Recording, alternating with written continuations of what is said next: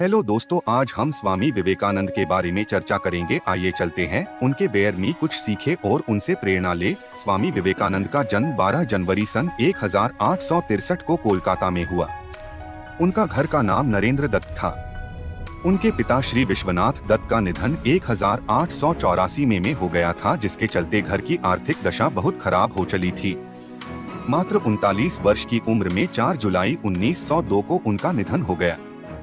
विवेकानंद की रुचि और अध्ययन संगीत, साहित्य और दर्शन में विवेकानंद को विशेष रुचि थी। तैराकी, घुड़सवारी। किंतु परमहंस जी ने देखते ही पहचान लिया कि ये तो वही शिष्य है जिसका उन्हें कई दिनों से इंतजार है। परमहंस जी की कृपा से इनको आत्म साक्षात्कार हुआ। फलस्वरूप नरेंद्र परमहंस जी के शिष्यों में प्रमुख हो गए। बुद्धि के पार है विवेक। स्वामी विवेकानंद जब तक नरेंद्र थे बहुत ही तार्किक थे, नास्तिक थे, मूर्ति भंजक थे। रामकृष्ण परमहंस ने उनसे कहा भी था कि कब तक बुद्धिमान बनकर रहोगे। इस बुद्धि को गिरा दो, समर्पण भाव में आओ, तभी सत्य का साक्षात्कार हो सकेगा, अन्यथा नहीं। तर्क से सत्य को नहीं जाना जा सकता। और कुश्ती उनका शौक था।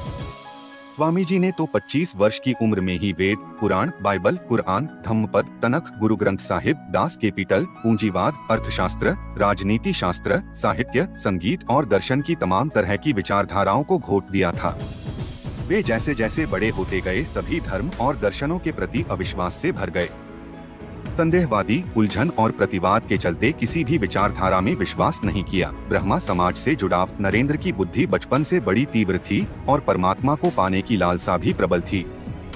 इस हेतु वे पहले ब्रह्मा समाज में गए, किंतु वहां उनके चित्त को संतोष नहीं हुआ। रामकृष्ण परमहंस की शरण में अपनी जिज्ञासाएं शांत करने के लिए ब्रह्मा समाज के अलावा कई साधु संतों के पास भटकने के बाद अंततः वे रामकृष्ण परमहंस की शरण में गए। रामकृष्ण के रहस्यमय व्यक्तित्व ने उन्हें प्रभावित किया, जिससे उनका जीवन बदल गया। 1881 में रामकृष्ण को उन्होंने अपना गुरु बनाया।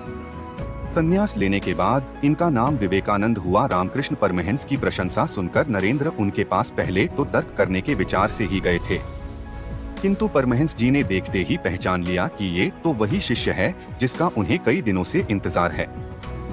परमहंस जी की कृपा से इनको आत्म साक्षात्कार हुआ। फलस्वरूप नरेंद्र परमहंस जी के शिष्यों में प्रमुख हो गए। बुद्धि के पार है विवेक। स्वामी विवेकानंद जब तक नरेंद्र थे बहुत ही तार्किक थे, नास्तिक थे, मूर्ति भंजक थे। रामकृष्ण परमहंस ने उनसे कहा भी था कि कब तक बुद्धिमान बनकर रहोगे। इस बुद्धि को गिरा दो, समर्पण भाव में आओ, तभी सत्य का साक्षात्कार हो सकेगा, अन्यथा नहीं।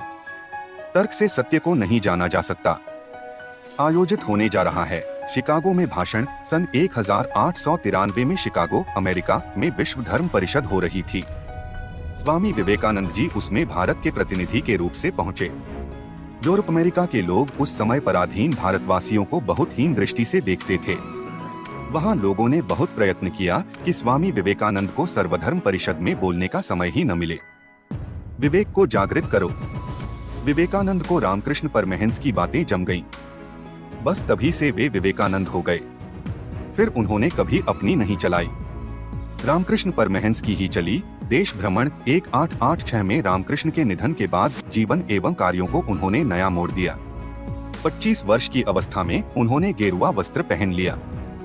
तत्पश्चात उन्होंने पैदल ही पूरे भारतवर्ष की यात्रा की। गरीब, निर्धन और सामाजिक बुराई से ग्रस्त देश के हालात देखकर दुहक और दुविधा में रहे। उसी दौरान उन्हें सूचना मिली कि शिकागो में विश्व धर्म सम्मेलन। एक अमेरिकन प्रोफेसर के प्रयास से उन्हें थोड़ा समय मिला। विश्व धर्म सम्मेलन पार्लियामेंट ऑफ रिलीजन्स में अपने भाषण की शुरुआत उन्होंने बहनों और भाइयों कहकर की। इसके बाद उनके विचार सुनकर सभी विद्वान चकित हो गए।